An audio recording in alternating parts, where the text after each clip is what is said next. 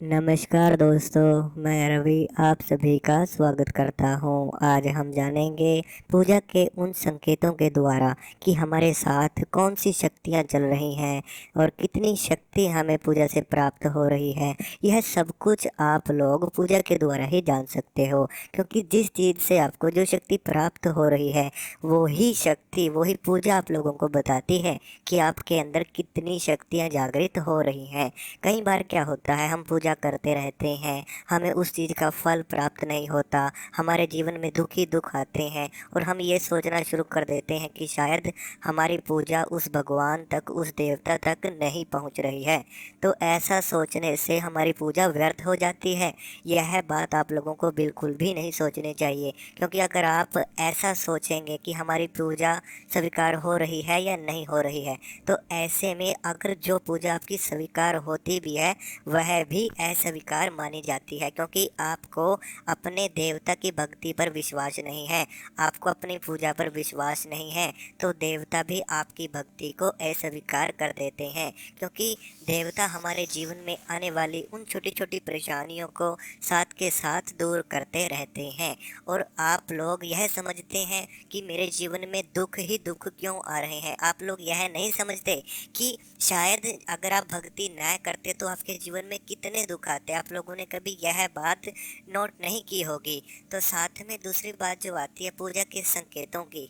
पूजा का संकेत, सबसे पहला संकेत है कि अगर आपकी पूजा स्वीकार हो रही है और आपके अंदर उनकी शक्तियाँ आ रही हैं, तो आप पूजा करते समय किसी भी मंत्र का जाप करते हो, या फिर आप लोग किसी देवता का भोग देते हो, या फिर किसी का नाम सिमरन करते हो, तो अगर कोई किसी न किसी प्रकार से आप किसी देवता की पूजा कर रहे हैं, तो जब उसकी शक्ति आपके शरीर में आना शुरू होती है तो आपको एक एनर्जी महसूस होना शुरू हो जाती है। हमेशा आप लोगों को पूजा पर बैठते ही जो आपने आसन लगाया हुआ है, जिस आसन पर बैठकर आप पूजा पाठ करते हैं, हमेशा उस आसन के ऊपर बैठते ही आप लोगों को अपने शरीर में एक एनर्जी महसूस होना शुरू हो जाती है। वो आसन आपके दिन भर की थकावट को दूर करना शुरू कर देता है। आप लोग इस बात को कभी महसूस करना कि आपका किसी दिन पूरा शरीर थका हुआ हो, लेकिन जब भी आप उस आसन पर जाकर बैठोगे, आपके पूरे शरीर की जो थकावट है वो पता ही नहीं चलेगी कि वो गई कहाँ पे। तो इस प्रकार का अगर संकेत आपको मिलता है, साथ में पूजा करते समय अचानक ही शरीर में कंपन होना, कुछ सेकंडों के लिए जब शक्तियाँ आपके आसपास आती हैं तो कुछ सेकंड के लिए, ठीक है, तो उन कुछ पलों में आपके शरीर में एक करंट सा महसूस होना शुरू हो जाएगा। आपके रोंगटे पूजा के समय पर खड़े होना शुरू हो जाते हैं। अगर शक्तियाँ ज़्यादा जागृत हो रही हैं, मतलब कि उनका जो एक सीमा होती है, जब उस सीमा से अधिक वो शक्तियाँ जागृत हो जाती हैं आपकी शारीरिक क्षमता से ज़्यादा, तो आपके शरीर में रोंगटे खड़े होना शुरू हो जाएंगे। आप लोगों को अचानक ही आवाज़ें आना शुरू हो जाती हैं, भयानक भयानक आवाज़ें। ऐसा लगता है कि आपके कानों के पास कोई बोलता है। आपको सांसों की आवाज़ आना शुरू हो जाएगी, दिल की धड़कन आपकी बढ़ना शुरू हो जाएगी, आपके शरीर में बेचैनी लगना महसूस आपको होना शुरू हो जाएगी। इसी प्रकार से आपके पूरे शरीर में एक करंट सा दौड़ना शुरू हो जाएगा। तो अनेक प्रकार के संकेत जब आपको मिलने शुरू हो जाएं, तो आप लोग यह जान सकते हैं कि शक्तियाँ आपका साथ दे रही हैं। जो आप पूजा करते हैं वह स्वीकार हो रही है। जब आपको अनुभूतियाँ होती हैं तभी आप लोगों को यह पता चलता है कि हाँ, मेरी पूजा स्वीकार है। साथ में अब इसी प्रकार से जो दूसरा संकेत आपको मिलेगा कि काफ़ी साधकों की जो कम पीठ है, पीठ में दर्द होना शुरू हो जाता है। वो क्यों होता है? क्योंकि जब आप अपनी शारीरिक क्षमता से अधिक शक्ति ग्रहण करते हो तो वह आपके शरीर में पीड़ा देना शुरू कर देती है, क्योंकि जितना भार आप उठा सकते हैं केवल उतना ही शक्तियाँ आपके ऊपर आती हैं। अगर आप उस भार से अधिक प्रयास करेंगे, अपनी शारीरिक क्षमता से आगे बढ़कर आप उन शक्तियों को उठाने की कोशिश करेंगे, तो आपके शरीर में दर्द होना शुरू हो जाता है। आपका पूरा शरीर टूटा टूटा महसूस होगा, आपके कंधे भारी होंगे, आपका सर भारी होगा। इसी प्रकार आपका शरीर आपको भारी सा महसूस होना शुरू हो जाता है। तो ऐसे संकेत मिलने पर भी आप लोग यह जान सकते हैं कि शक्तियाँ आप लोगों का साथ दे रही हैं, शक्तियाँ आपके साथ में चल रही हैं। इसी प्रकार से आप लोगों को तीसरा संकेत प्राप्त होता है। तीसरा संकेत कैसे प्राप्त होगा? वो आपकी आंखों के माध्यम से होता है। जब भी आप पूजा पाठ करेंगे तो आपकी आंखों में एक भारीपन आपको महसूस होगा। आपकी आंखें भारी भारी होना शुरू हो जाएंगी, उनके अंदर एक हल्का हल्का पानी आना शुरू हो जाएगा, आंसू से आपके गिरने शुरू हो जाएंगे। ठीक है, भारीपन आपको महसूस होना शुरू हो जाएगा, आपके शरीर पर एक आलस आना शुरू हो जाता है। साथ में आपका शरीर एक हल्कापन सा, भारीपन सा होता है। उस समय पर आपके शरीर पर शक्तियों का वास होता है, जब आपका शरीर भारी भारी महसूस हो रहा हो। साथ में आपकी आंखें भारी होना शुरू हो जाएंगी, आपकी सांसों की जो रफ्तार है वो बढ़ना शुरू हो जाएगी, दिल की धड़कन की जो रफ्तार है वो तेज होना शुरू हो जाएगी, हाथों पैरों से आपके गर्मी निकलना शुरू हो जाएगी, आपके शरीर का तापमान बढ़ना शुरू हो जाएगा। साथ में आपको अपने आसपास सुगंधित वातावरण का एहसास होना शुरू हो जाएगा। तो इस प्रकार की अनुभूतियाँ आप लोगों के साथ में तभी होती हैं जब शक्तियाँ जागृत हो रही हों।